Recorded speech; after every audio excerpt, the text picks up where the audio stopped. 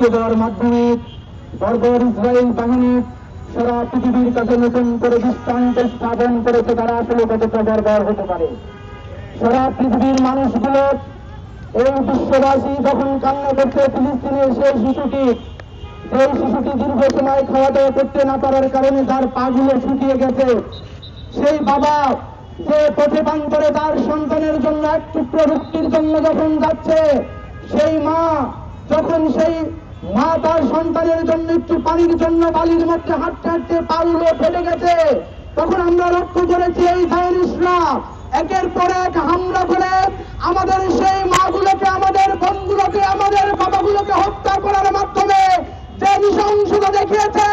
সারা পৃথিবী থেকে মানুষগুলো যখন তাদের এই বহরগুলো গিয়েছে যে কেবলমাত্র তানগুলো পৌঁছে দিতে চায়, তখন আমরা লক্ষ্য করলাম সারা পৃথিবী তাকিয়েছিল হয়তো এই বর্বর জায়নিস্টরা এবার একটু তাদের হৃদয় কোমল হবে, কিন্তু আমরা লক্ষ্য করেছি তারা ভয়াবহভাবে সেই জাহাজগুলোতে আক্রমণ করে বসেছে।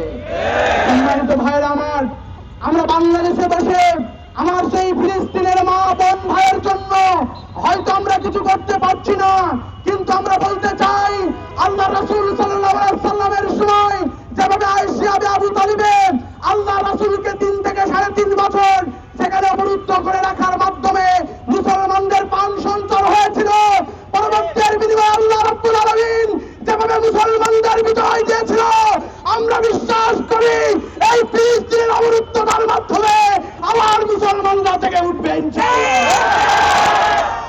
আমরা মনে করি এই সারা পৃথিবীর কোথাও না কোথাও আবার সালাউদ্দিন আইয়ুবী জন্ম হবে, আবার নতুন করে আমাদের তরবারিতে আবার নারায়ে তাকবীরের সব মশার বিরুদ্ধে সুরক্ষা দিতে এলো বসুন্ধরা এক্সট্রিম অ্যারোসল। মশার বিরুদ্ধে এক্সট্রিম সুরক্ষা। আবার আমরা বাংলাদেশ থেকে শুরু করে সারা পৃথিবীকে মুসলমানরা বিজয় করবে ইনশাআল্লাহ। আমি একটা আহ্বান রাখতে চাই আমার সম্মানিত ভাইরা, আমরা আমার দোয়ার মাধ্যমে, আমরা আমাদের সোশ্যাল মিডিয়া অ্যাক্টিভিজমের মাধ্যমে, আমরা আমাদের সবটুকু ভালোবাসা দিয়ে আল্লাহ রাব্বুল আলামিনের কাছে চোখের পানি ফেলে আমরা ফিলিস্তিনের এই ভাই বোনদের জন্য দোয়া করতে চাই। যদি আমাদের সুযোগ আছে এই 56,000 বর্গ মাইলের বাংলাদেশ থেকে আমরা আবার রাজপথে নেমে আসতে চাই এবং ফিলিস্তিনের বিজয় বিসম্ভাবী।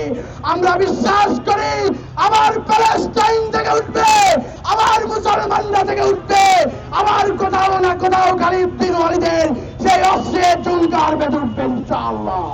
আজকের এই মিছিল কোন ধরনের সাধারণ একটি মিছিল নয়, আজকের এই মিছিল হচ্ছে মানবতার মুক্তির মিছিল, আজকের এই মিছিল হচ্ছে ন্যায় বিচারের মিছিল, আজকের এই মিছিল হচ্ছে নির্যাতিত ফিলিস্তিনি ভাই বোনদের পাশে দাঁড়ানোর মিছিল।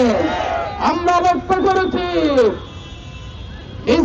গাজামুখী সেই নৌবহরের উপরে হামলা করার মধ্য দিয়ে এটি শুধু একটি আক্রমণ ছিল না, এটি মানবতার উপর আক্রমণ। এই হামলার মধ্য দিয়ে প্রমাণ হয়েছে সেই দখলদারেরা কত নিষ্ঠুর হতে পারে।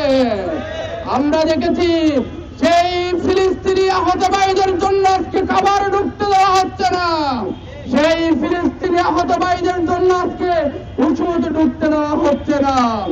আমরা আমাদের জায়গা থেকে বলতে চাই ফিলিস্তিন শুধু একটি ভৌগোলিক জায়গার নাম নয়, ফিলিস্তিন অন্যায়ের